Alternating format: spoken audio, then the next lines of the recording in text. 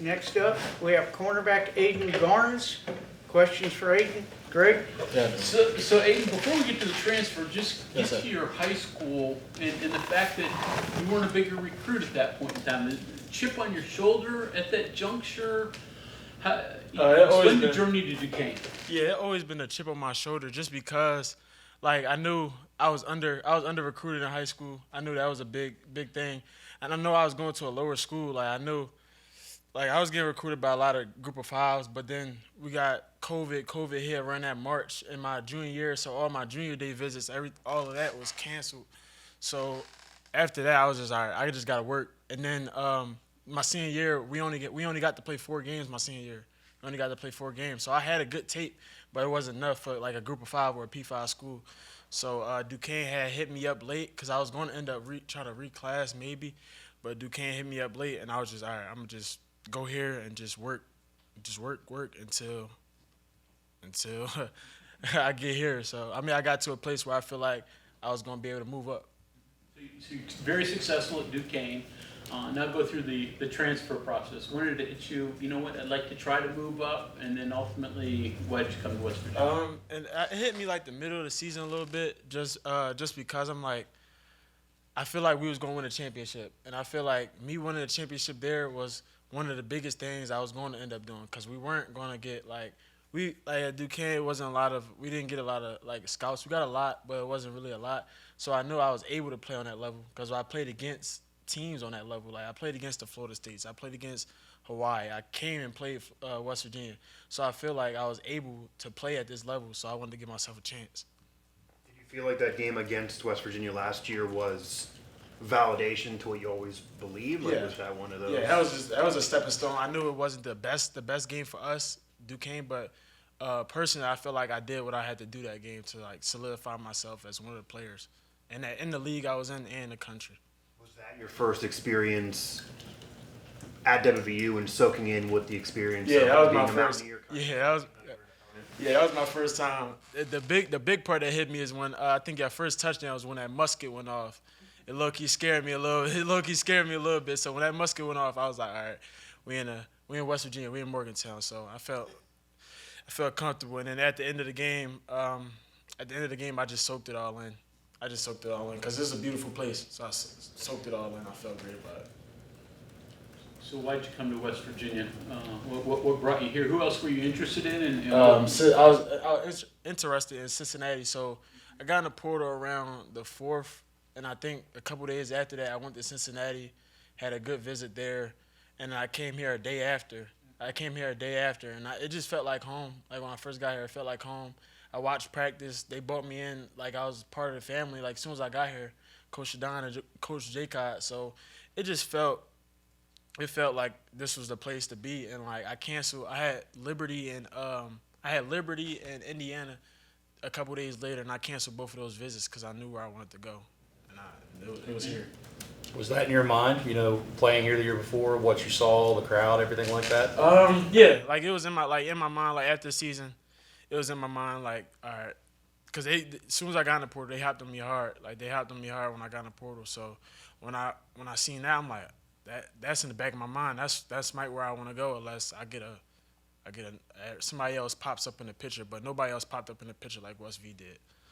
So having that experience, coming here, playing West Virginia, that was a factor? Yeah, that was a factor. Like I played here and seen how the crowd was. Even after the rain delay, it was still about 30,000-40,000 here. So just having that feeling, it was a no-brainer for me. What's it take to be a good cover corner, and what qualities do you think you offer to that?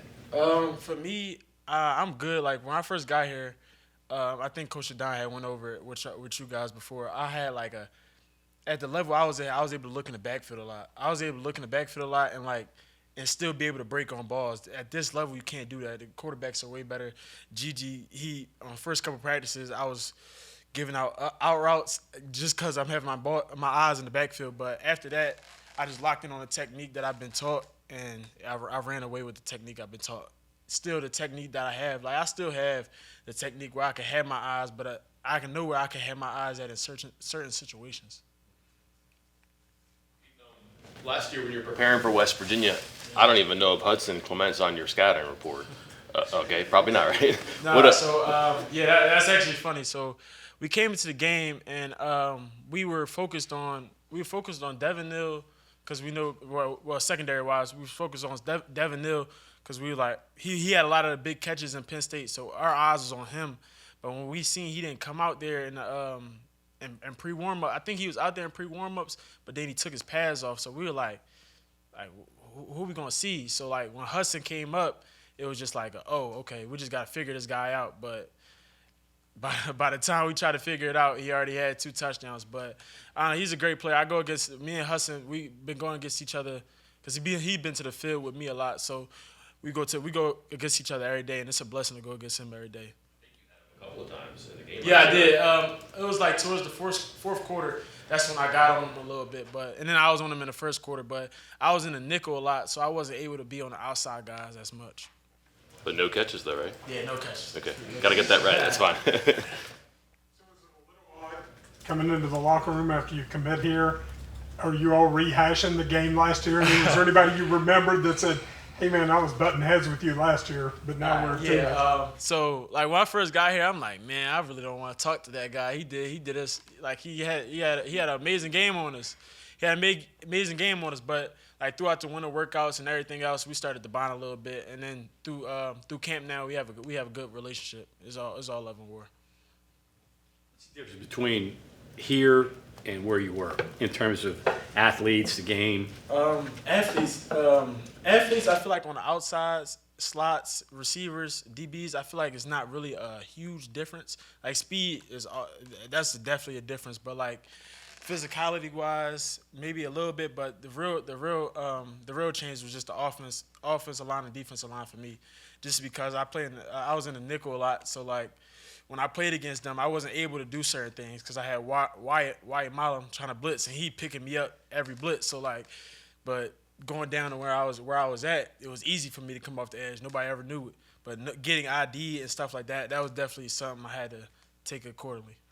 Going a little bit off of John's question, you don't got to call anybody out or anything, but in terms of a percentage, how much of a percentage do you believe players that were at Duquesne or at that level, at that FCS level, can legitimately play in the Big 12? Or so we had 4 players, I'm not going to say any names, that was on my team at Duquesne, but we had about 4 players that I feel like if they get to this level, they can make a splash. Like I think we had one of them went to UMass.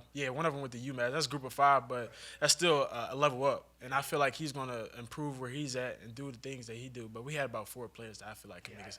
I even just meant because you made even a bigger jump. Yeah, I feel like it's a couple players down there that could definitely do their thing.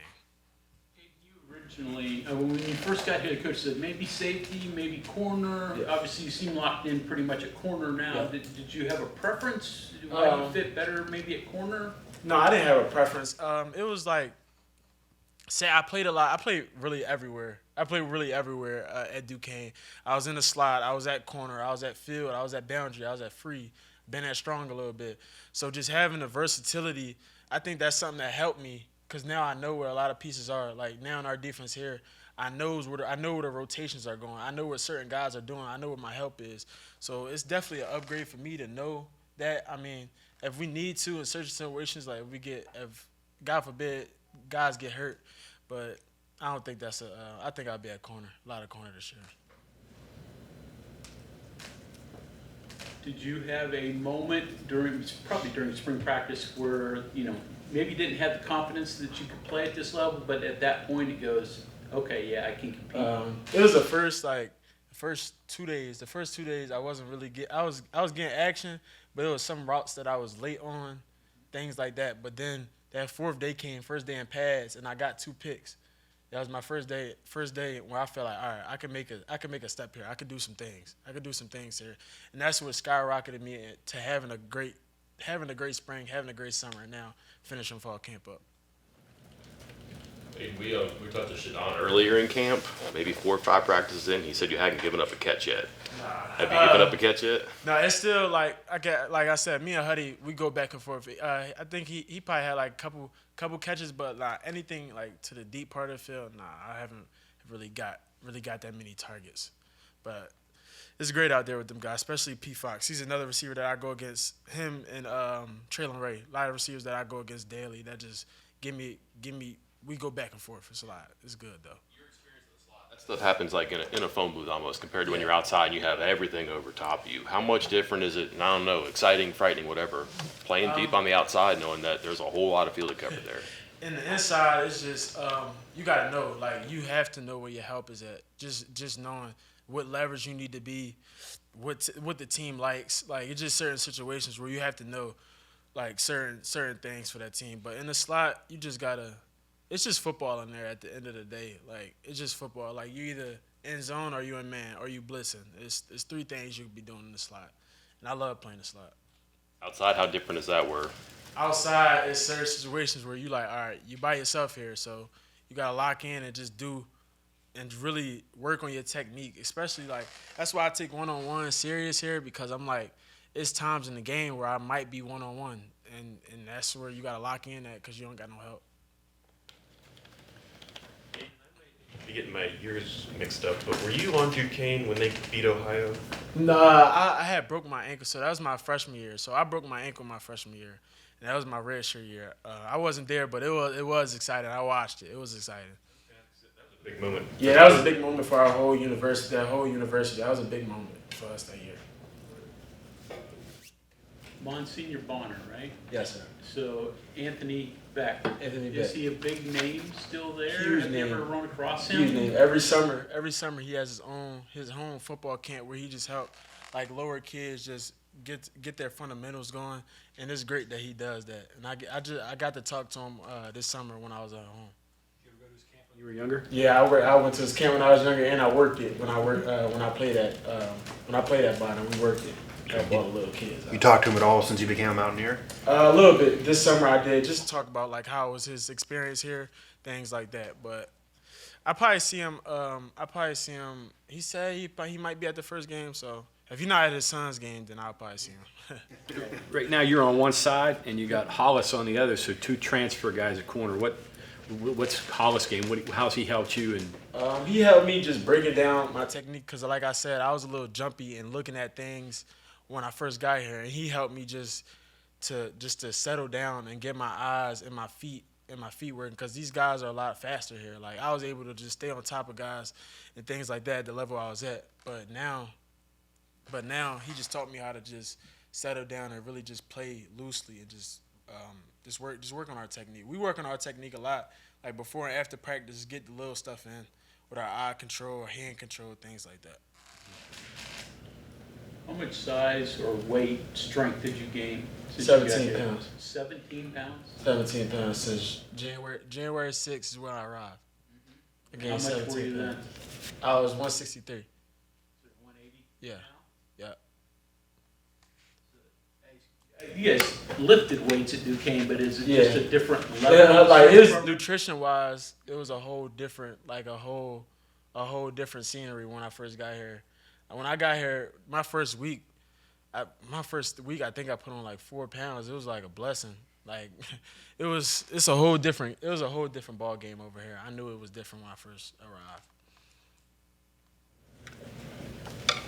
The immediate reaction to something like that from the outside would be, okay, does that affect your speed and quickness any? But it seems like from a recovery standpoint, from combating receivers physically, that's a lot more positives that you can rely on. Yeah, that's a lot more positive. I just feel like even in the run game, I feel more powerful than I was in the spring. Coming in the fall camp, I just feel like I can come down a little bit more harder than I was in the spring, and I'm still got the same speed, still running with guys. That wasn't like no thing for me. The speed's still the same. give you 3 square meals of Duquesne? He didn't feed you enough? Yeah, I don't know. It was just like most of it, like at that level, like you do a lot of things on your own. Like most of the stuff is on your own. Here you have a lot more help, a lot more people. There you don't have as much help. There's people there, but you just don't have as much help as you have at this level. Okay, anything else for Ayden? Good. All right, thank you very much. Appreciate it. Thank you.